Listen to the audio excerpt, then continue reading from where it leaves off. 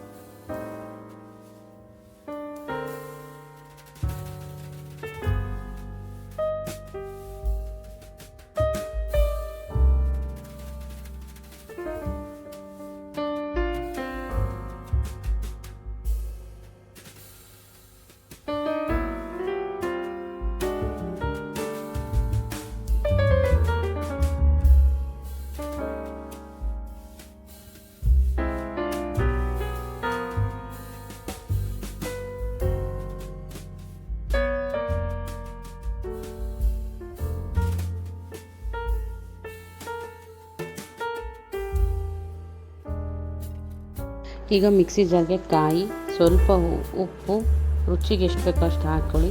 ಖಾರದ ಪುಡಿ ಹಾಕಿ ಅದನ್ನು ಜೀರಿಗೆ ಬೇಕಂದ್ರೆ ಹಾಕ್ಕೋಬೋದು, ನಿಮ್ಮ ಇಷ್ಟ. ನೋಡಿ ಇಲ್ಲಿ ಹಾಕ್ತಾಯಿದ್ದೀವಿ ನಾವು ಜೀರಿಗೆ ತಿನ್ನಲ್ಲ ಅನ್ನೋರು ಆಪ್ಷನಲ್, ಬೇಡ ಅಂದರೆ ತೆಗಿಬೋದು. ಇದು ತುಪ್ಪದ ಸಾಂಬಾರು ಅಂತ ಏನು ಮನೇಲಿ ಮಾಡಿರ್ತೀವಲ್ಲ ಅದು, ಮತ್ತು ಇದು ಬೆಳ್ಳುಳ್ಳಿ ಹಾಕ್ಕೊಂಡು ಮಿಕ್ಸಿಲಿ ಒಂದು ಸತಿ ಧರಿ ಅಂದರೆ ಸ್ವಲ್ಪ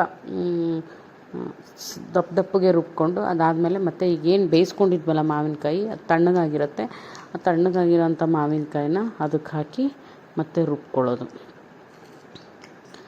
ರುಬ್ಕೊಂಡು ಇಲ್ಲಿ ನೋಡಿ ಉಪ್ಪು ಹಾಕ್ತಾಯಿದ್ದೀನಿ. ಆವಾಗಲೇ ಸ್ವಲ್ಪ ಹಾಕಿದ್ವಿ, ಅದಕ್ಕೆ ಈಗ ಉಪ್ಪು ಹಾಕ್ಬಿಟ್ಟು ಒಗ್ಗರಣೆ ಮಾಡ್ಕೊಳ್ಳೋದು. ಅದನ್ನು ಒಗ್ಗರಣೆಗೆ ನಾನು ಇಲ್ಲಿ ಎಣ್ಣೆ ಬಳಸಿ ಒಗ್ಗರಣೆ ಮಾಡ್ತಾಯಿದ್ದೀನಿ. ನಿಮಗೆ ಬೇಕು ಅಂದರೆ ಬೆಣ್ಣೆ, ತುಪ್ಪ ಏನಾದ್ರು ಬಳಸ್ಕೊಂಡು ಸಹ ನೀವು